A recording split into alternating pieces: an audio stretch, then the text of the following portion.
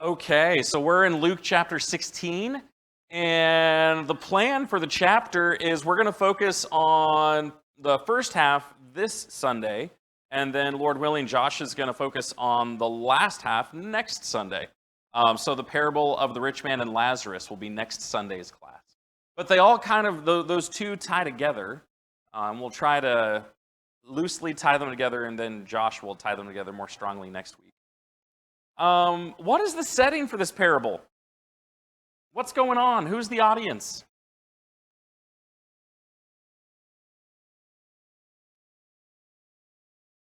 Okay, so his disciples, verse 1, he said to his disciples, right? Is it that way all through the chapter? Or does it shift? Yeah, so the Pharisees down in verse 14, right? I think that's a really good break within the chapter. So verses 1 through 13, Jesus is primarily speaking to the disciples, but then in 14 through the end of the chapter, I think he's more focusing on the Pharisees. Okay? Maybe going more broadly, what had he just concluded teaching in chapter 15?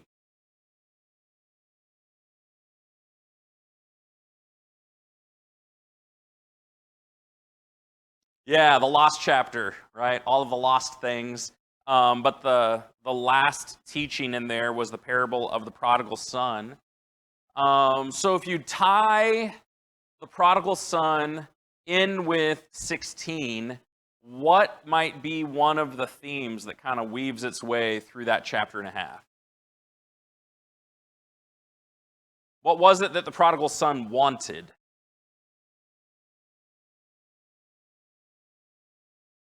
Okay, he wanted his inheritance. Dad, will you just die? And since you're not dead, give me the money that I would get if you had died. I want the money. Right? So he gets his money and he takes off and he wastes it in riotous living. What's the setting for the parable of the dishonest manager?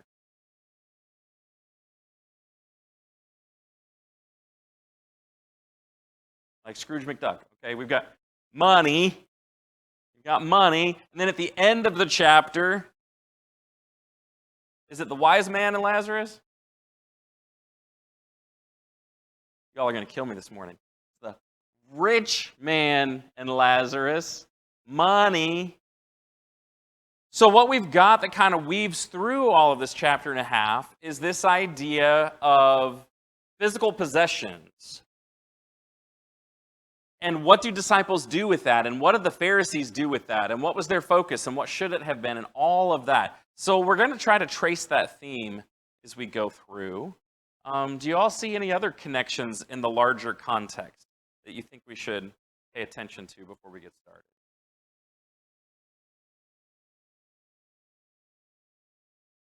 Yeah, go ahead. No.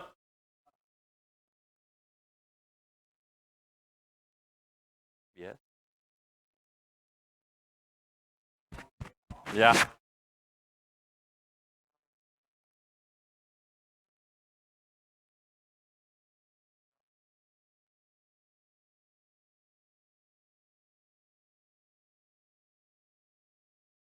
Yes.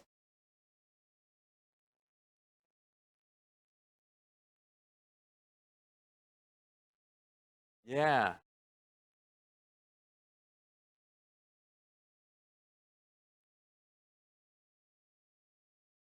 Right.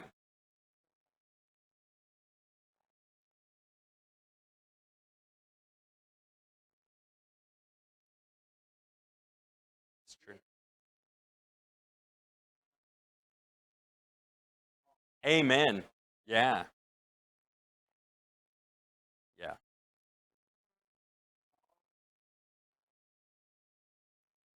Yes. Yeah, so when Jesus is teaching, you see it here, especially in 15 and 16, he's addressing both sides of the same coin, right? And we're going to see it especially this week as we focus on 1 through 13 today, and then 14 through 31 next Sunday. So, same topic, like world's goods, finances, possessions, but what is it that disciples need to do to apply, and what about people who think they're pleasing God but really aren't? But it's the same topic. And depending on where you are in life, you're going to hit both sides of that. Yes, you had a hand up in the back.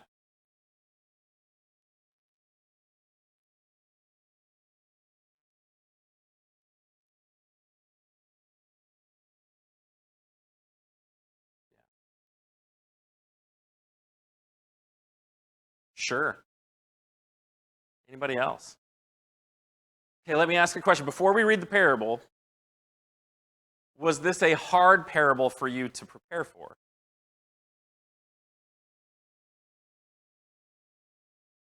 Yes. Anyone else? I'll step out there first. What makes it awkward and hard? Okay, selfishness. What's that? Okay, he's being deceitful, and the deceitful man is praised at the end. Right? Like some of the others, the shepherd going after the one lost sheep, were like, oh, what a hero. I want to be the hero, shining knight, and all that kind of stuff. But it's like the bad guy just got praised. What? And was it the immoral or morally questionable thing that got praised, or something else? And I think it's the something else. Right? And so I want to acknowledge that on the front end. It's a difficult parable because the antagonist is used for a positive example. But I want to throw out some other places where that happens, okay? So in Luke, you don't even have to leave the Gospel of Luke. In chapter 11, if you go back a couple of chapters, and you look at verse 13. When one of you gets there, if you could read out loud verse 13 for all of us.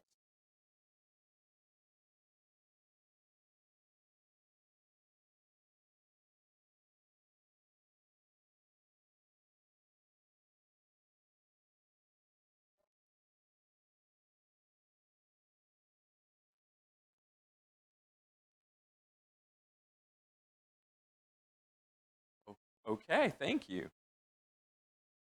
So, is there any set of parents? I mean, I know we're all going to jump up here. Are there any set of parents that are perfect here on earth? You probably have yourself in that picture if you're a parent. I'm the perfect parent. I tell my kids, no, you're not. There's no perfect parent except for God.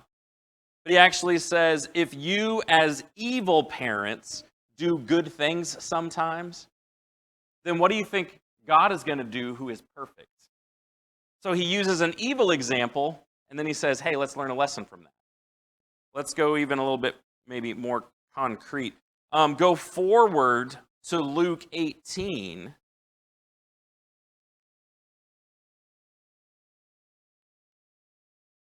Luke 18 in the first 8 verses. And when someone gets there, read those 8 verses.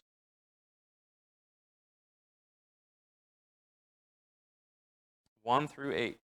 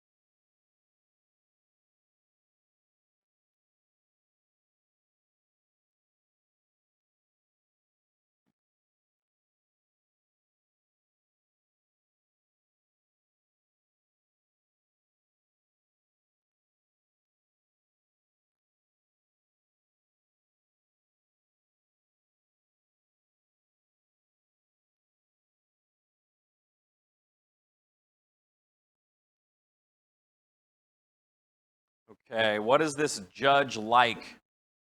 Good guy, bad guy?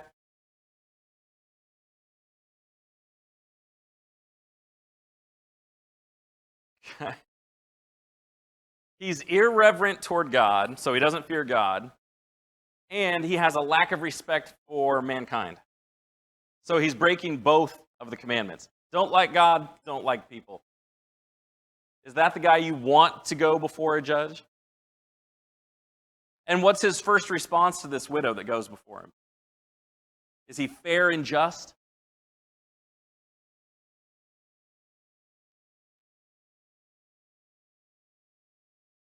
Okay, okay. So initially he acts consistent with his character. Actually, what he's probably doing is he's waiting for a little something under the table. He's probably waiting for a bribe. He's waiting for someone to influence him. But this poor widow doesn't have any of that. And she keeps coming and she keeps coming and she keeps coming.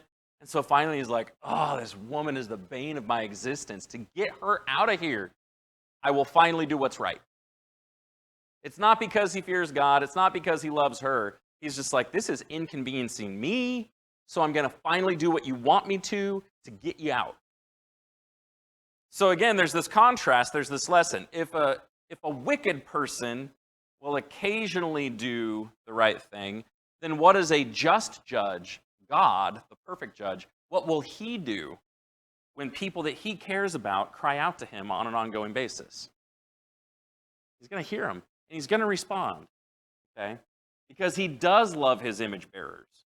So we have a couple of examples that we've looked at where Jesus pulls lessons from villains. So it shouldn't shock us when he gets to this parable and he uses a lesson, a positive lesson from an unsavory character. Yeah, Chuck?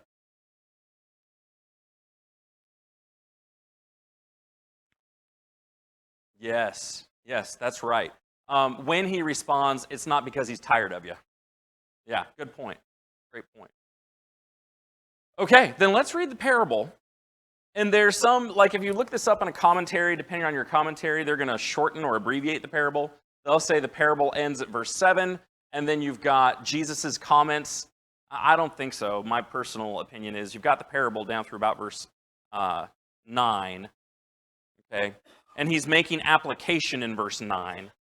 So could someone please read the first 9 verses of Luke 16? Go for it.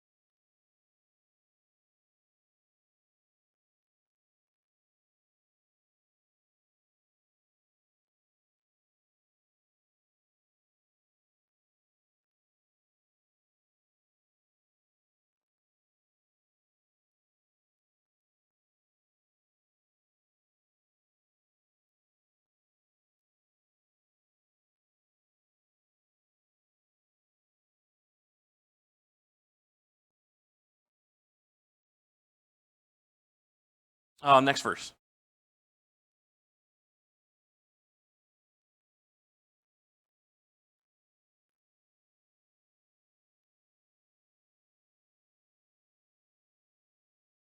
Perfect. What version are you reading from, Scott? Okay. I really appreciated how it worded a couple of those phrases. Talk me through the story. How does he set it up in verse 1? Okay, there's a rich guy.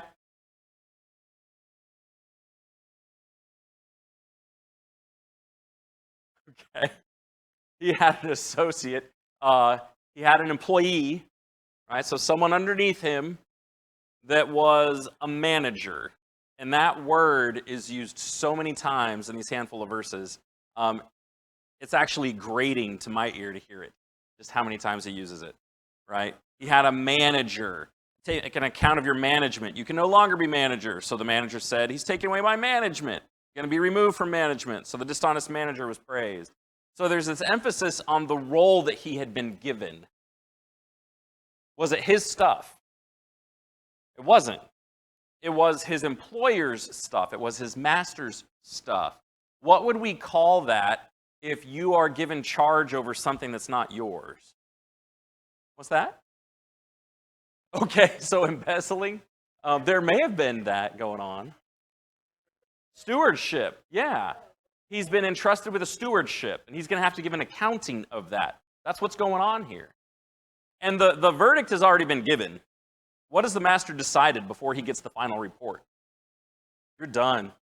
Like, you're done. I just need a final accounting, and then we're going to go through the paperwork and settle this. Right? So he's been found wanting in his stewardship. Remember, who is the audience? Here, it's the disciples. So we need to be thinking about, okay, he's going to make an application to these followers of Jesus. They've been entrusted with stewardship. Stewardship. Okay? So he realizes that he's on the chopping block. Verse 2, he called him in and said to him, "What is this I hear about you?" He's received some kind of bad report. So what does the manager do?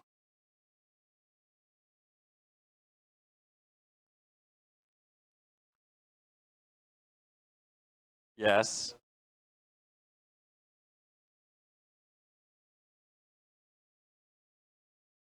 Okay.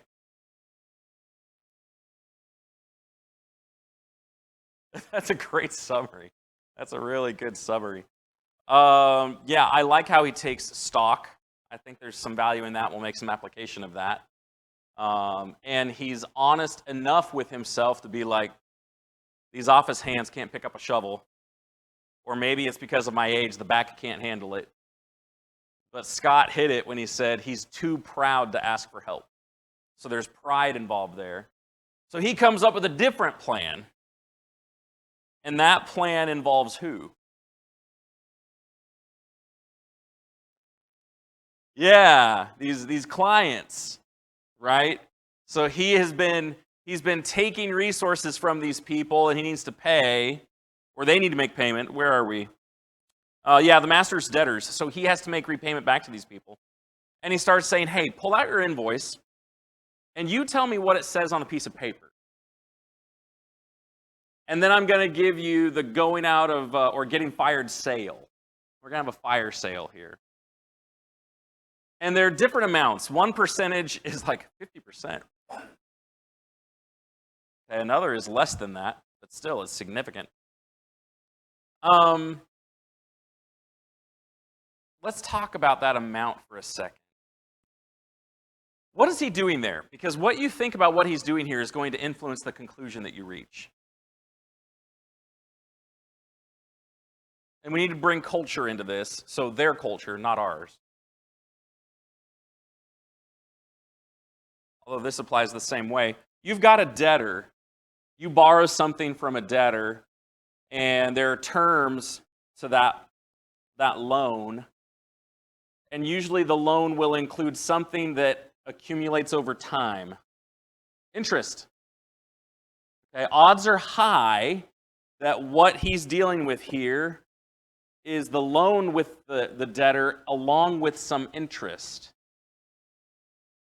And the question, and I don't know the perfect answer to this question, I have a think so, but it's just a think so, so I'm not going to bind it, is who is the interest owed to? Because there's some scenarios where the interest is actually paid toward, a percentage of it is paid toward the manager. So kind of like tax collectors, they go out and swindle people and charge them more than they ought to get, and they pocket what's on top, right? It could be that the manager is saying, hey, the part that you owe me that I told you about before, forget it. Just pay what you owe my master. That's possible. It's also possible that he's swindling the master straight off by saying, hey, there's this amount, forget that. I don't know which way to go with that. I have a think so. But you need to realize the likelihood is high here that interest is involved with this.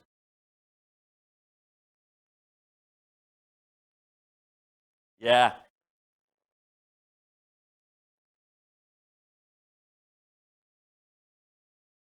Yes.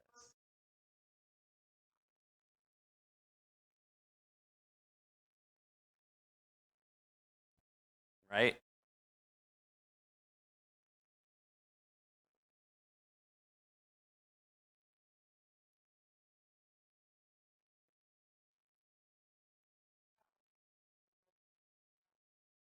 Yeah.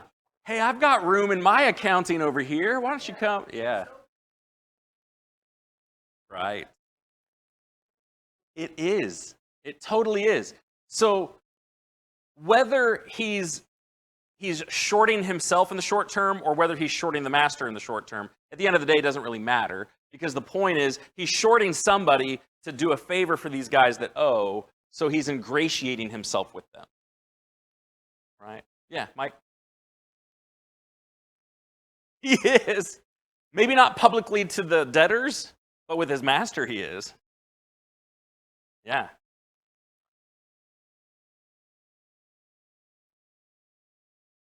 Oh, for sure. Yeah.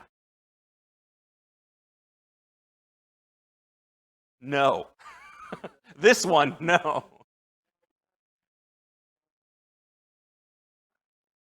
Right.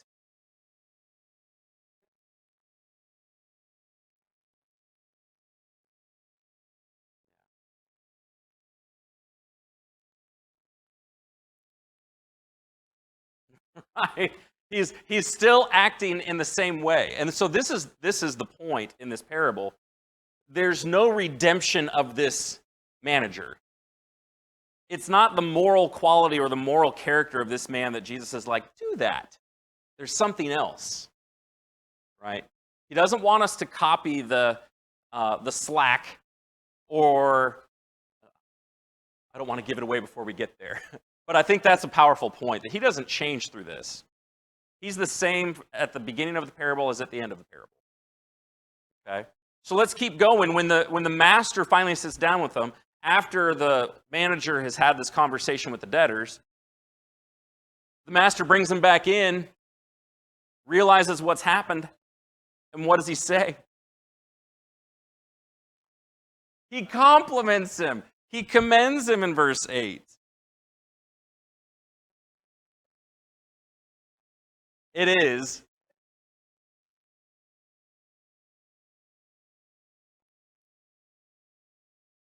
Yeah. Yes, he was.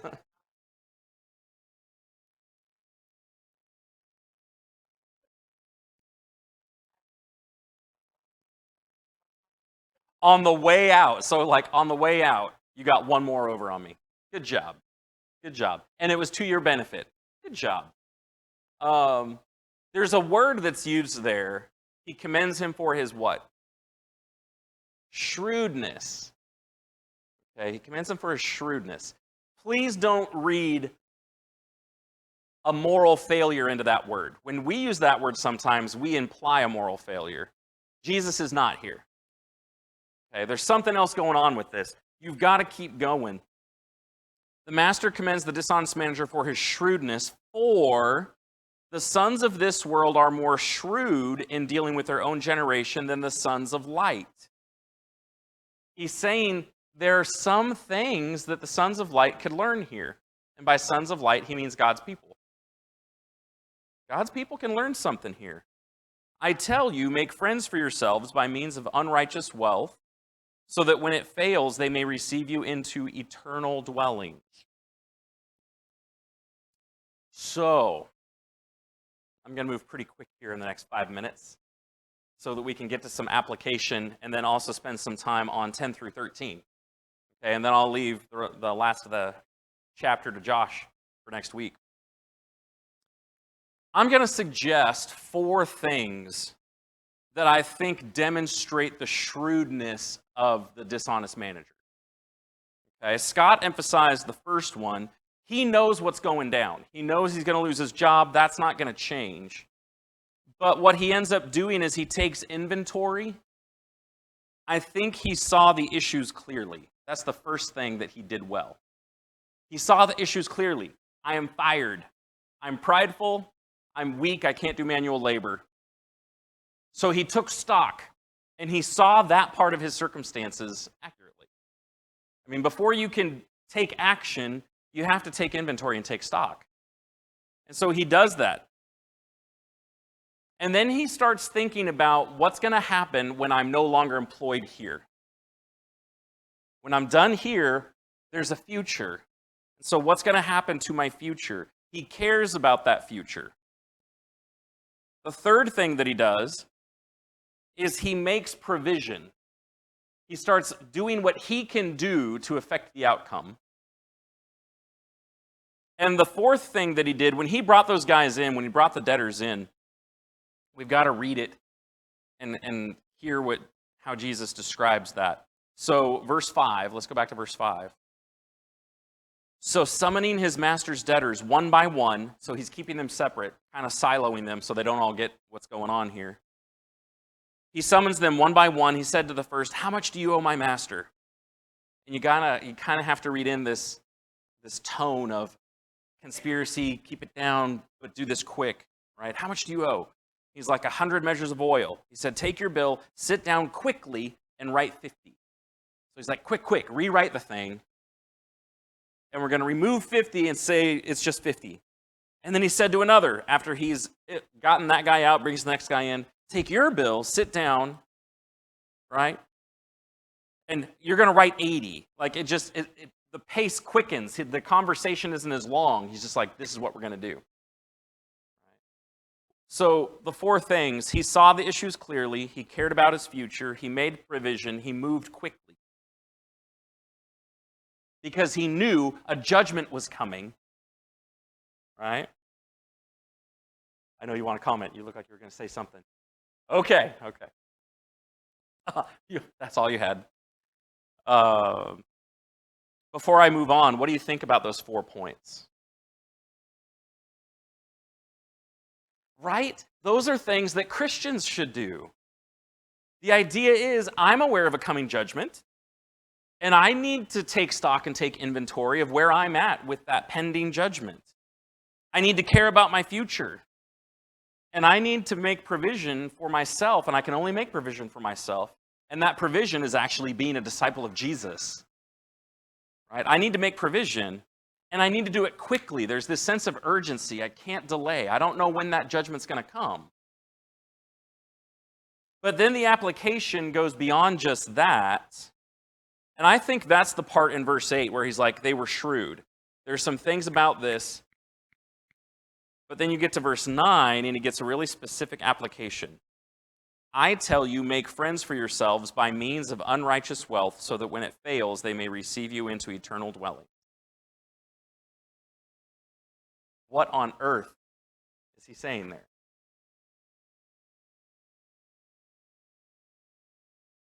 Buy friends. Buy lots of friends. Is that what he's saying? Let me ask you, how did that work for the prodigal son at the end of chapter 15?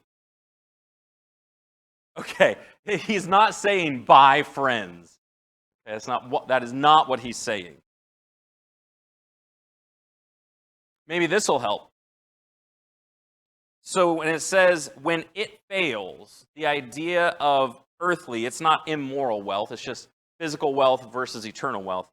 When physical wealth fails, when will that happen? When is physical wealth going to fail?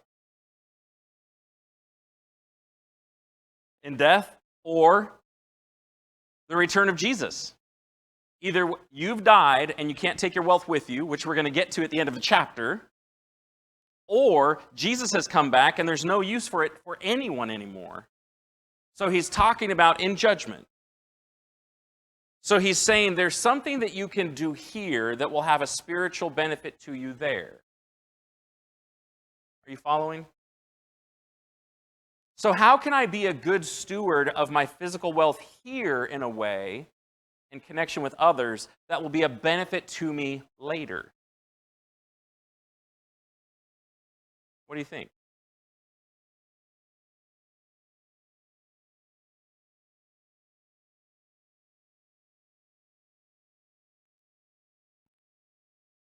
Okay, would you mind turning to Ephesians chapter 4 and read verse 26 for us? And this is Paul writing to disciples, same group of people.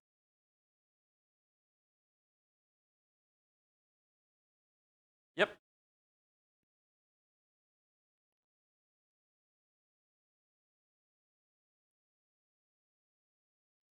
Is that 26? Go to 27. Did I give you the wrong verse?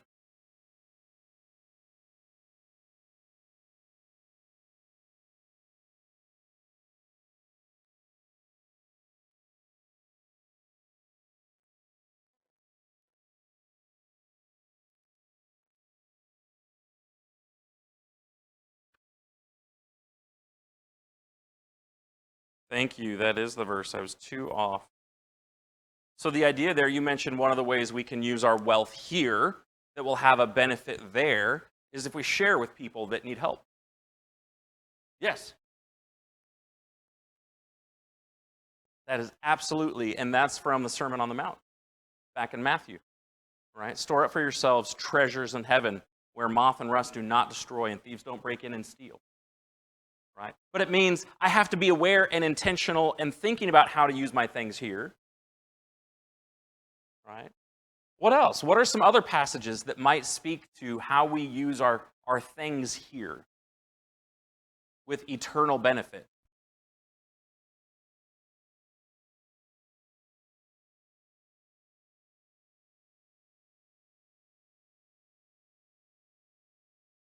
Yeah.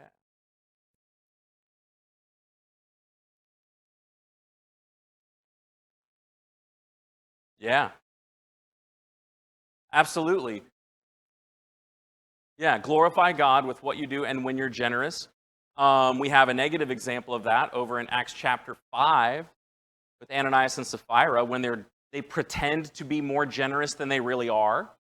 Like the ratio of what they gave was not the point. The point was they were trying to convince people I'm more generous than I really am. But the positive side of that is all of those Christians who were sincerely generous with whatever amount they gave, they were blessing others in Acts chapter 5. Okay, what about here in Luke? We don't even have to leave Luke. When you get to chapter 19, we're introduced to this short little guy that likes to climb trees. Zacchaeus, the tax collector. And after Jesus spends the day with him, what commitment does Zacchaeus make?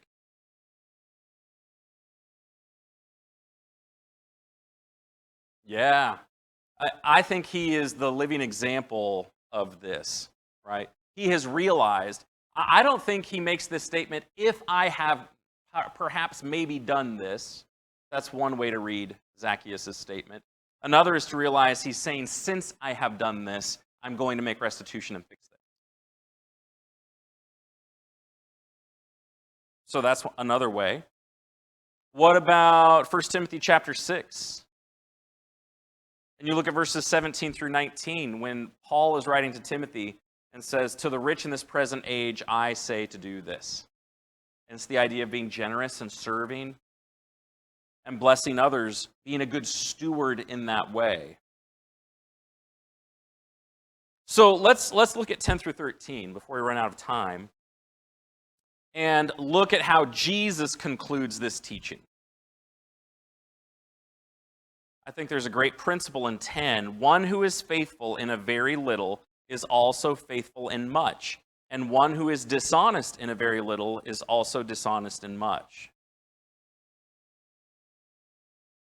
You know, as you're training your kids, you start them with a little to see how they do with a little and see if they can grow to the point of handling more. And the application that Jesus is going to make of that principle is if you have not been faithful in the unrighteous wealth, he's talking about worldly possessions, who will entrust to you true riches? And if you've not been faithful in that which is another's, who will give you that which is your own? No servant can serve two masters, for either he will hate the one and love the other, or he will be devoted to the one and despise the other. You cannot serve God and money, which is a repeat of Matthew and the Sermon on the Mount. What is Jesus saying there in those 4 verses?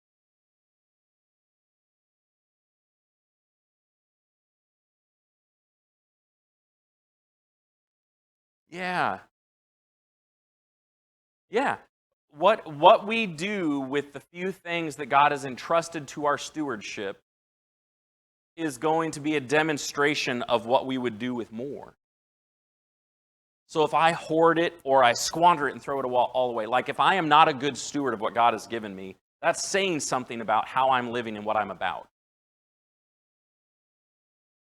Okay?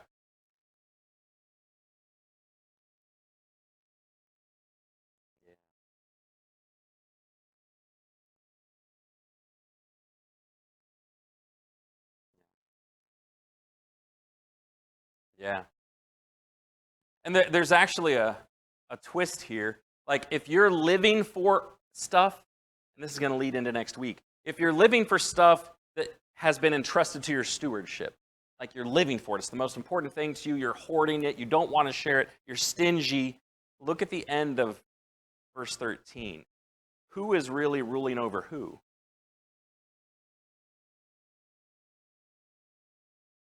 Your stuff is ruling over you. You've forgotten that you're a steward, but you've actually enslaved yourself to stuff. The stuff is calling the shots. You're not calling the shots anymore. The stuff is calling the shots. And Jesus is like, you can't have two masters. Either God is calling the shots in your life or stuff is calling the shots in your life. You can't have it both ways.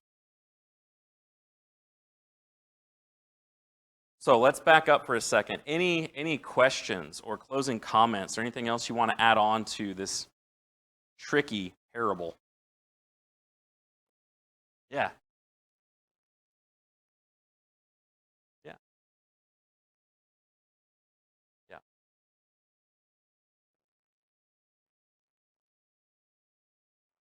Yes.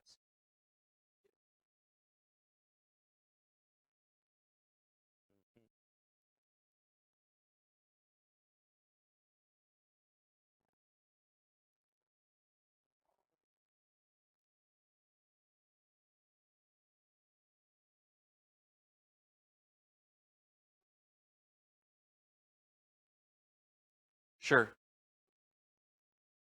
Right?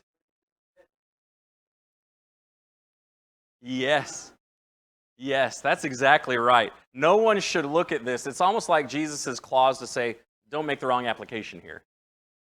Right? Don't think that he's a good guy and he's successfully provided for him. Like, that's not the point, because it doesn't work that way. So that's a great thing to tie back to.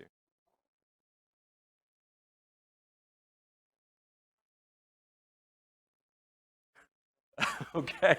That's a good way to say that. Sure. Yeah.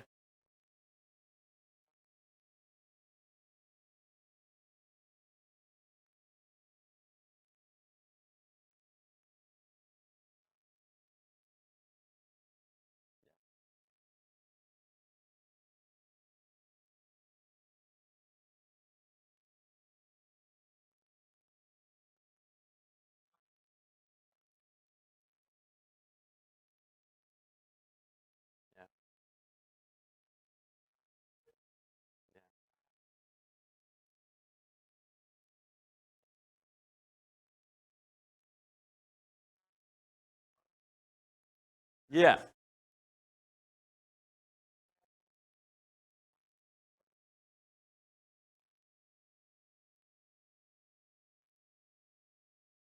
Yeah, and as a teacher, right, as you're putting together sermons or you're writing Bible class curriculum or whatever you're doing, like, what illustration do I use to make a point? What illustration? And it's rare that you're like, I think I can use an illustration from that wicked person that doesn't know anything about God. You know, how humble do you have to be to finally see that?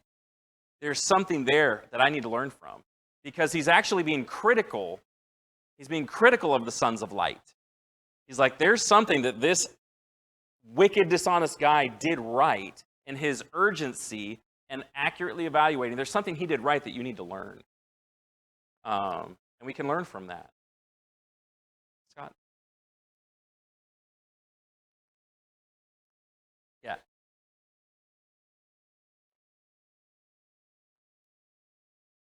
Oh, man. Yes. Yes. Great point. So if you guys didn't hear Scott, He's talking about Judas.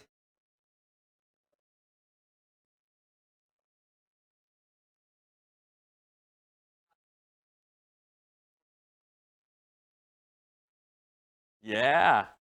Man, what a great application. You think about the heartburn that Judas had over the oil that he thought was wasted. And Jesus is like, no, you don't get it. This is not waste. It's okay. Yeah. Yeah.